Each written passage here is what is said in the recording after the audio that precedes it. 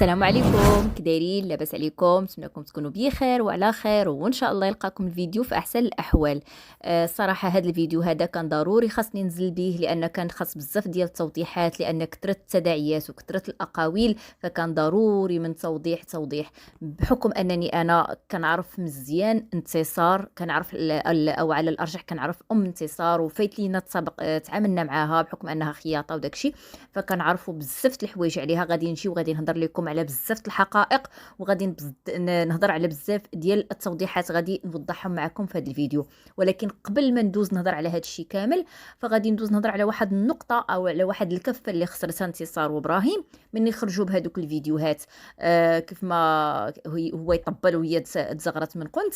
فصراحه مني ما باغينش نتوما الناس يهضروا او القنوات يهضروا ميم انكم خسرتوا واحد الكفه اللي كانت في صالحكم، لان كاع القنوات او ماشي كاع القنوات اللي كانوا كيهاجموكم، ولكن كانوا قنوات اخرين اللي في الصف ديالكم. من ضمنهم كنت انا، وكان القناه ديالي، وكانت القناه ديال طامو الفرشه او ناقد المنتقدين كان معكم، وكان ضامن معكم بحكم انكم كنتوا كتقدموا واحد الصوره زوينه على الجاليه المغربيه، وبحكم انكم عمركم ما خرجتوا بشي حاجه خايبه على المجتمع المغربي، فكنا متضامنين معكم بزاف، ونزلنا فيديوهات كنا نحاربوا بزاف د الحوايج اللي الناس كيخرجوا كيقولوها في الحق ديالكم.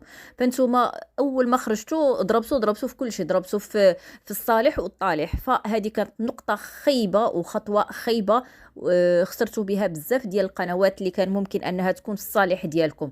فبحد ذاته ناقد المنتقدين كان كيقول لهم انا اي واحد غادي ينزل وغيقول شي حاجه ماشي هي هذيك على انتصار وابراهيم فغادي يلقاني. ولكن نتوما فاش خرجتوا كتضربوا في كاع القنوات كتقولوا كياكلوا في الحمنه، كياكلوا في حين حنا كنا في الصف ديالكم. فهذه واحد النقطه اللي سلبيه، ولكن درتوها بايديكم. مني نتوما ما بغيتوش كاع القنوات يهضروا بكم سوا بالخايب ولا سوا بالايجابي، فما كانش عليكم تخرجوا وتقولوا الحقائق، تقولوا الاسرار ديالكم. ما خصنيش تكون يضربك على يدك وخرجتي، خصك انت كتحاجي بوحدك خرجتي كتحاجي كتعاودي. اذا فخصك تعرفي بانك ماشي كلشي غادي يكون متضامن معاك، ماشي كلشي غادي يجي في الصف ديالك. خاصكم تعرفوا بان الانسان ملي كيخرج وكيقول واحد الحاجه راه ما غاديش يعجب كلشي، يقدر يعجب واحد الفئه وواحد الفئه ما غاديش يعجبها، فخاصو يهضر على هذه الفئه وعلى هذه الفئه. كيف ما هضرتوا على القنوات اللي هاجمتكم، هضروا على القنوات اللي كانت في صفكم. ولكن هذه الحاجه درتوها نتوما بايديكم، فتحملوا المسؤوليه ديالها. بغض النظر على ان كان بزاف ديال الحوايج اللي كانت دارتهم انتصار، ولكن ماشي بوحدها، كانوا بزاف ديال الاخوات داروهم. القضيه ديال حنا ما بقيناش عارفين، غير اللي هز الساكو ومشى العمره قال لك غندير العمره، بحال كانه غادي الصراحه غادي لتركيا. ما بقيناش عارفين واش هذيك عمره ولا غاديين لتركيا. الا كان الموضوع كيتعلق بالتعريف ديال المناسك والتعريف ديال الحج والتعريف، فكاينين كتب، كاين اذاعات، كاين علماء اللي عارفين بزاف بهاد الامور هذه ويقدروا يوصلوها بالطريقه الصحيحه. ولكن الا كان الموضوع عنده علاقه بالسياحه وبالبيع والشراء، فطفيوا الكاميرا، حيدوا الكاميرا من المكان المقدس ومن بيت الله الحرام وسيروا وجهوها للبيع والشراء. لان دابا كتلقى بنادم ما فهمتش انا داك الطواف اللي الانسان اللي خاصو يكون فيه كيستشعر فيه القدره الالهيه، ويستشعر فيه الحاجات الايمان، ويكون متخشع ويكون قريب من الله. فكتلقى الكاميرا ويدو في الكعبه، والكاميرا ما فهمتش شي حوايج تخلطوا بزاف. ومع ذلك غمضنا عينينا وقلنا ماشي مشكل، في حين ان هذا موضوع في حد ذاته، لان هذا كتعتبر بدعه. الانسان اللي غادي يمشي لمكه او اللي غادي يمشي يقضي العمره، فهذيك خص الكاميرا تصطفى تما، خاص ممنوع الكاميرا الدخول تما، باش انهم يصوروا اللي غادي يمشي لمكه او انه غادي يمشي يقضي عمره ويصور كانه غادي سياحه لتركيا. فهذا الموضوع كان خاصه بحد ذاته انه يتهضر عليه، بحكم انها ماشي هي بوحدها، خاص بزاف الاخوات داروها، فدوزناها كما دازوا بزاف ديال الحوايج. ولكن واحد النقطه واحده اخرى، باش ان يخرجوا كيف ما قلت لكم ويضربوا في كاع القنوات، فهذه واحد النقطه اللي كانت خايبه في صالحهم وما فكروش فيها. كان ممكن انهم يخليوا واحد النقطه، او يخليوا واحد الكفه اللي يقدروا يراهنوا بها. دابا كيبان لي انها التمثيليه اللي داروه هما آيله للسقوط، كيف ديك البنايه اللي كتكون صافي ولات هشه آيله للسقوط. علاش؟ لان دابا غيولي كلشي يضرب فيهم، كلشي دابا يضرب فيهم، ميم القنوات اللي كانت معاهم غتولي تضرب فيهم، منهم طامو الفرشه او ناقد المنتقدين. فهو خرج بفيديو بحال الزمان ضحكني، دار اليوم دوره الزمان. الغد بالليل كان معاهم، الغد اللي يقلب عليهم، ولكن داروها بيديهم. وكيف ما تيقول لك اللي دار بيديه يفكها بسنيه. واحد الموضوع او واحد القضيه اللي قريتها في التعاليق ديال واحد القناه، ديال القناه حتى هي كتجيب هاد الاخبار بحال هكا، وناس قرينا في قريت التعليق نخليهم لك هنا. ما فهمتش هاد الكميه ديال بنادم ضار راسو، ما فهمتش. وان بنادم سهل انه يهضر في اعراض الناس، راه قضيه صعيبه صعيبه صعيبه صعيبه بزاف. بحكم كيف ما قلت لكم في الاول ديال الفيديو انني انا كنعرف انتصار، وفايت لينا تعاملنا معاها، وفايت لينا تعاملت معاها زعما كخياطه وخيطنا عندها وداكشي، هذاك موضوع بوحدو. ولكن باش تهضر في عرض الناس راه صعيب بزاف بزاف بزاف بزاف. هي فعلا مطلقه، والطلاق ماشي عيب ماشي حرام، ان ابغض الحلال عند الله الطلاق. فما تبقاوش تهضروا وتسبوا وتجيبوا اسرار الناس وتحطوهم. ما نقدرش انا عارفه الحقيقه، وعارفه اشنو كاين، وعارفه اشنو كان متداول، بحكم انني انا بنت الحي تما، كيف ما قالوا بنت حي الشريفه وداكشي، وعارفه اشنو كاين تما، وعارفه الموضوع الحقيقي اللي كان كيدور تما واشنو كيقول. ولكن ما عمرنا ما شفنا شي حاجه بعينينا، ما عمرنا ما شفنا شي حاجه بعينينا، ما عمرنا ما سمعنا شي حاجه بودنينا الناس كيقولوا. فما تبقاوش ديروا داكشي على انه بصح. راه صعيب صعيب تهضروا في اعراض الناس، والله حتى صعيبه. فهضروا، بغيتوا تهضروا مثلا على انها خياطه او انها في الارزاق بيد الله، كتخيط مزيان ما كتخيطش مزيان، راه كل واحد وذوقه.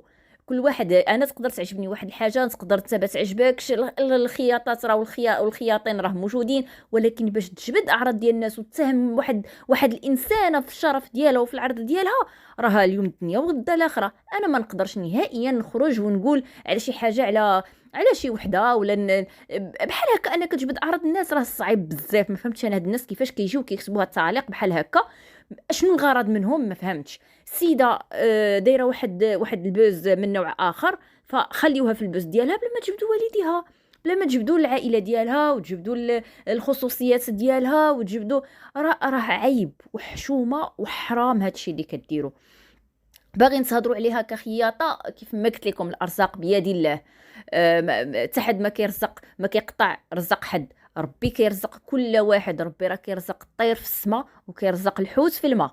فماشي ضروري حنا اللي جينا وقلنا مثلا ما عجبتنيش هاد الحاجه يعني صافي ديغ راه صافي قطعنا عليها الرزق ديالها. لا، راه تقدر تقول انا ما عجبتنيش ولكن عجبت واحد اخر، فالاذواق كتختلف.